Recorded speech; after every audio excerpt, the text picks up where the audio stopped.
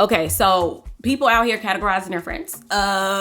Who's late to the party? Excuse me? The topic of friendship is such a loaded, layered topic. You know what I'm saying? Like, it's so many ways people can go, and we can talk more on this channel about that. But when it comes on the topic of like categorizing friends, like, that's not anything that I would do naturally. Like, that's not really me. Just in case you don't know, categorizing friendships is basically putting your friends all in separate boxes. You know, some friends you're not gonna tell everything to. Another group is like your work friends. And this is where I feel like this would fit relatable for me. I'm in social media, right? They have their friends within the industry, and they have their real life hometown friendships. It gets deeper than this. Friends that you trust and friends that you don't trust, but you're still friends. If you're going to a luxury party, you may not call up a certain friend for that. You may already have a certain friend in your head for that type of thing. I think y'all kind of understand now that basically no friendship is treated equally. Basically, that's what it is. No one's treated equally across the board. For me personally, I was definitely a little late to the game, okay? I'm 33 years old, and throughout my life, I've never really had like a lot of friends. In moments that I even had a lot of friends, it honestly was a little bit overwhelming for me, to be honest. I'm gonna share my personal take towards the end. But for now, I'm gonna try to see both sides, okay? There's some people that feel like they do need to categorize their friends because they have so many of them, and not all of them care about what others care about. So they kind of like separate them. So it's like, okay, I kind of get that. People that are in certain organizations, you know, fraternity, sorority, I've had a lot of those friends, yet I wasn't in any organization. But I had a chunk of friends, male and female, that were in those organizations, but I still saw them. I still was their friend.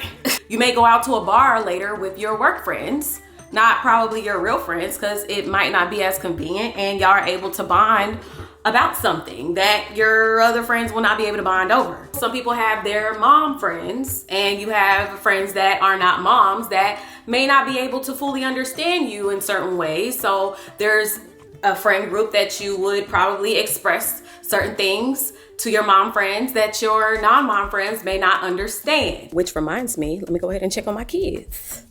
Make sure they ain't doing nothing they ain't supposed to be doing. How is everything? What is going on? Y'all are not supposed to be in this closet. Get on out. I think the most common thing though about why people categorize their friends is definitely about, you know, a friend versus a best friend versus someone that they're just trying to network with. And usually when it comes to this, it's kind of like a low investment versus a high investment of friendships. There are friendships where you may not put that much effort into, and there's other friendships that you are going to drop everything for. It blew me when I found out that there was just so many pillars. And it's like, I get it, but I don't know. Either people are categorizing their friendships based off of like more of a defense mechanism, because like, I don't know if I'm her number one, so I don't think she should be my number one. I think it's like more of a defense mechanism of just trying to protect yourself, your time and your energy, and just trying to sprinkle it on the way it needs to be sprinkled on so you're not disappointed. On the other end, this is probably something that you learned maybe at an early age. Maybe your mama told you, your grandmother, you know what I'm saying? Or you really just was on a cheerleading team, the basketball team. You're someone that just had so many friends in different groups that you just kind of learned that you do have to separate them because not everybody is vibing the way they need to be vibing. So you kind of have just separated them. They're so popular and people are kind of like pulling you here and pulling you there. So you are probably having to prioritize and kind of sort out like where you're gonna put all your emotion into and what investment to pour here and there and this and there. You're managing all of your friendships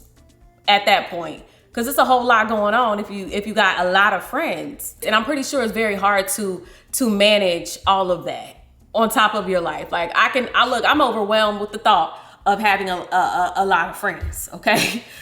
That's already overwhelming enough to me. I'm over here trying to manage my life, okay? I got 2 kids. And for me, it's never enough time ever in the day to get done what I need to get done. So you can only imagine someone with a lot of friends.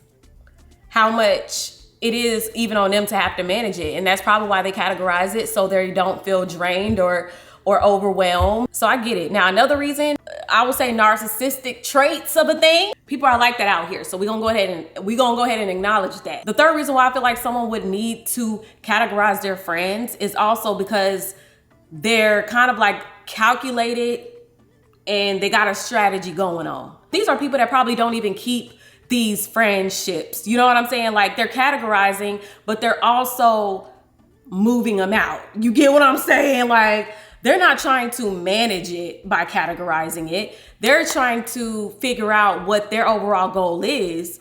And they're just sorting out people as soon as that friend doesn't serve them, which is very jacked up. The percentage of people that do not categorize their friends most likely are people that are giving their friends 100% of them. Am I wrong? Because you're not categorizing or portioning out anything. You're not even thinking hard about telling a friend something or inviting them somewhere or expressing something to them or even questioning if they're a safe space or not. Someone who doesn't categorize their friendships are probably someone who honestly didn't know it was a thing, which I'm also included in as well. When it's all said and done, right? When you no longer got that friend and you fell out, blah, blah, blah, whoop the whoop, you then realize like, oh snap, what category was I in? It's a jacked up feeling to realize that you're not as close with someone that you thought you was close to. No one wants to feel this way, which is why I'm thinking like part of categorizing friendships is really just to maybe protect everyone that's involved. Your girl got a little hungry. Why are we calling people that we work with our friends? Associates, is that what they call it? I don't use the word friend loosely. When it comes down to social media, we can talk about it. Just because you like my post and I like your post and you comment under my post and I comment under your post, just because, you know, we've had some interactions here and there, it does not mean that we are establishing friendship. Of course, in my head, it would be nice, but see, I'm no fool and I've been there before. You're not my friend. We haven't established that we have a friendship here. What we have established is that I like your content and you like mine, and you will support me on social media and I will support you on social media because we just feel like supporting each other. But do I expect you to be there for me in my times of needs? No, you're not my friend. And that's not me. It's not to say that I don't respect that person, and it doesn't say anything negative at all. It's just keeping it a buck to say, hey, we have not established a friendship. And look, I'm such a good person. Like, I have such a good heart that I'm the type that even if we haven't established a friendship and someone was to say something bad about you, I'm also the type to not just let people just speak bad about you. And yet we haven't even established a friendship. But for real, imagine categorizing your friends and you weren't who you thought you was to that person. Then what? Like, yes, it's gonna suck, it's gonna hurt, and you're gonna have that moment to say, we weren't as close as I thought we were. From there, you'll learn from it, right? And then you'll probably go back to categorizing the friends even more now. I feel like this is my little take, and I'm only talking from personal experience, y'all. Like, that's what the comment section is for people to share their thoughts other than the person in the video sharing.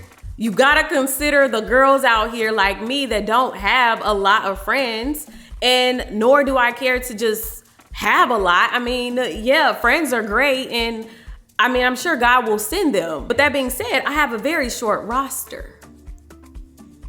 I don't think I need to manage anything. I don't think I need to categorize anyone. Because let me tell you this, if I have 3 friends and I have to categorize those 3 friends, they all can go. They all can go. Like, what do you mean? They all can go. But guess what? Those 3 friends may have 7, 8, 9, 10, 12, 20 friends. And what category am I in? It'll really have you thinking. Through the ups and downs and the trials and tribulations, it's very clear to me where I stand in certain people's life. But guess what? It took me accepting that people are categorizing me. Not so much that I'm categorizing them. And that's another thing. It's crazy. Because I don't want to do it. I don't want to categorize people. But as soon as you know that you're not in a certain box, you then can now go into your own little catalog and say, okay, well, I'm gonna have to move you here. And this is where I can fully understand that categorizing friends, while it doesn't sound good, I can also understand that it's necessary. Really, I think this comes down to the person doing the categorizing that really gives us the side eye or not. It's really about who that person is at the core. People be choosing friendships off of